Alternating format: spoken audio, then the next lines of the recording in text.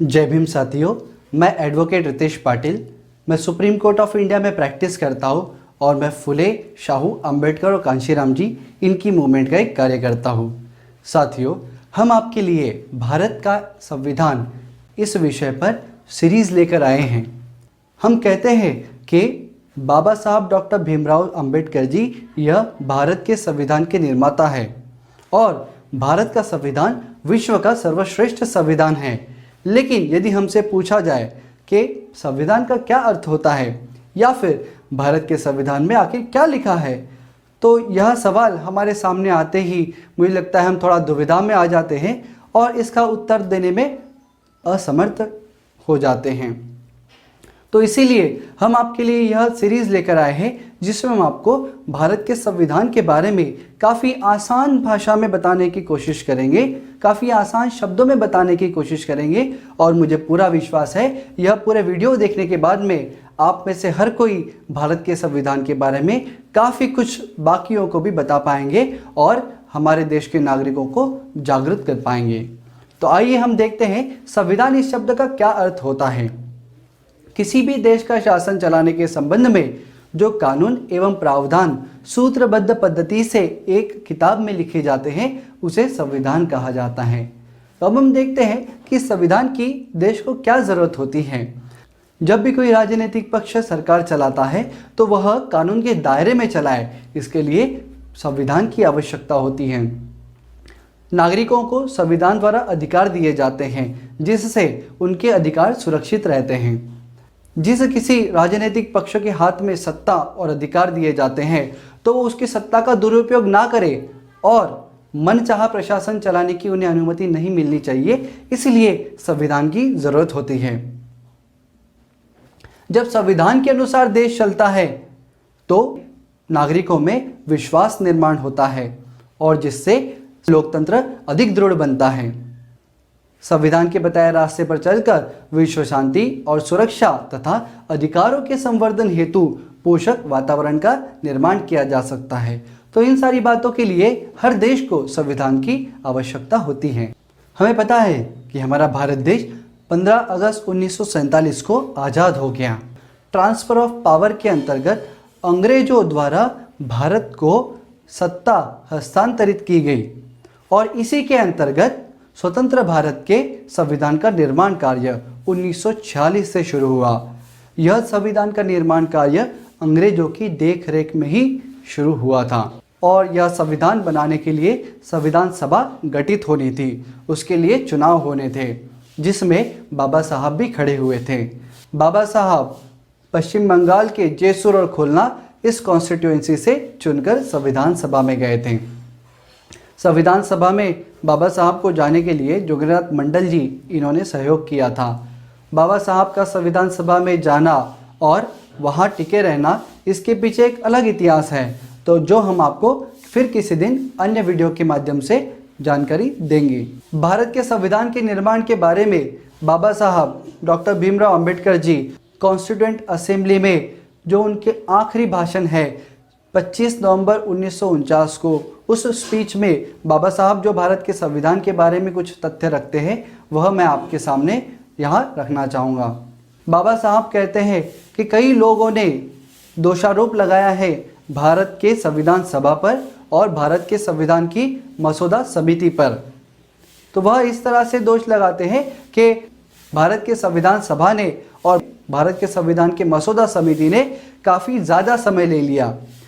तो कुछ लोग तो यह कहते थे कि गांव में आग लगी है और कहार नाचने में मस्त है।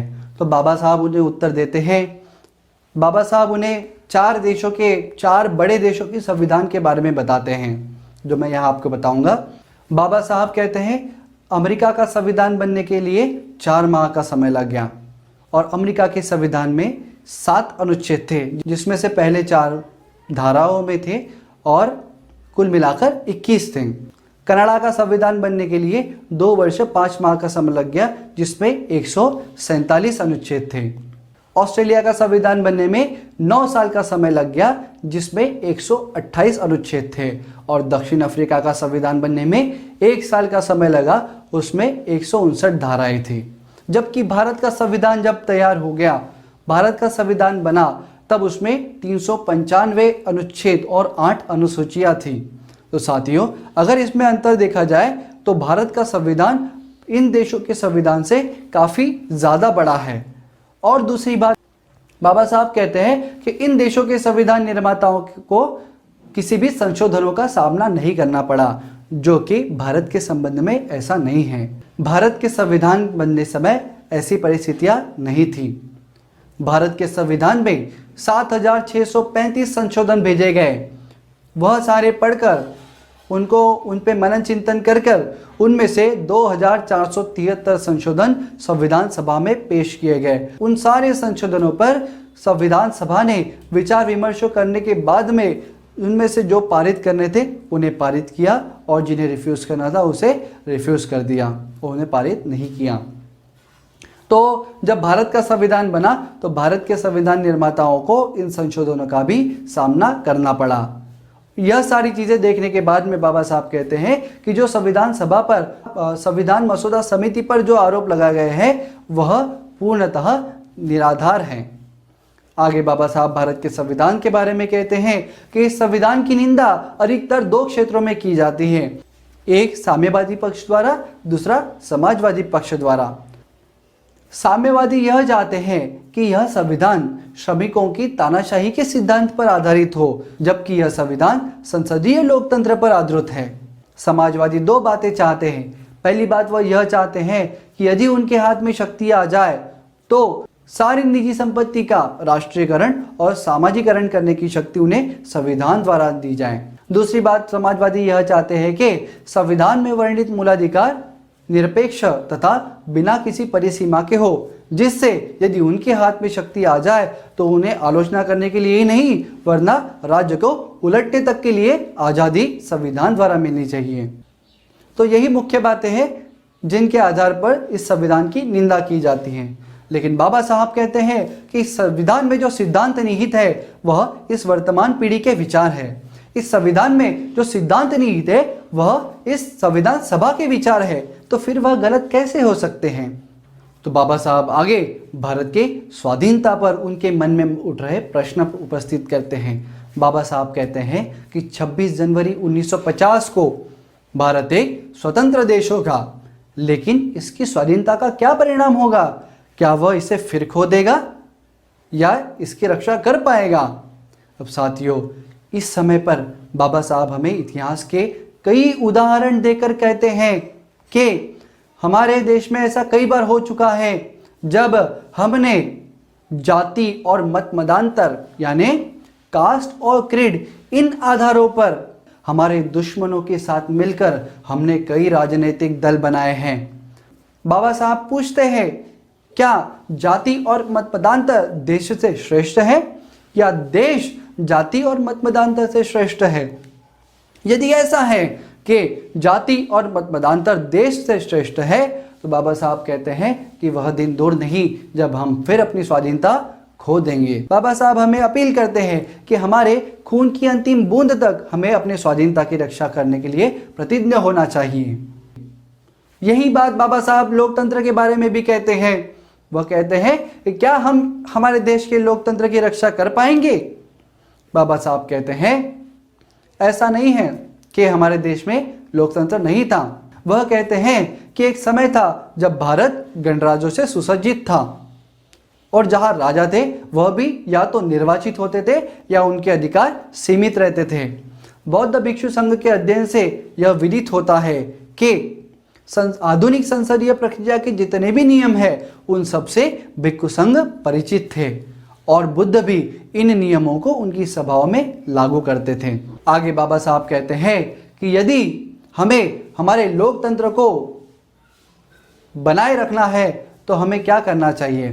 तो हमें 3 बातें मुख्य तौर से करनी चाहिए, जिनमें से पहली बात वह यह कहते हैं कि हमारे सामाजिक और आर्थिक उद्देश्यों की पूर्ति के लिए सभी ने अवज्ञा, असहयोग तथा सत्याग्रह की नीतियों का हमें परित्याग करना है और संवैधानिक रीतियों को दृढ़तापूर्वक अपनाना है।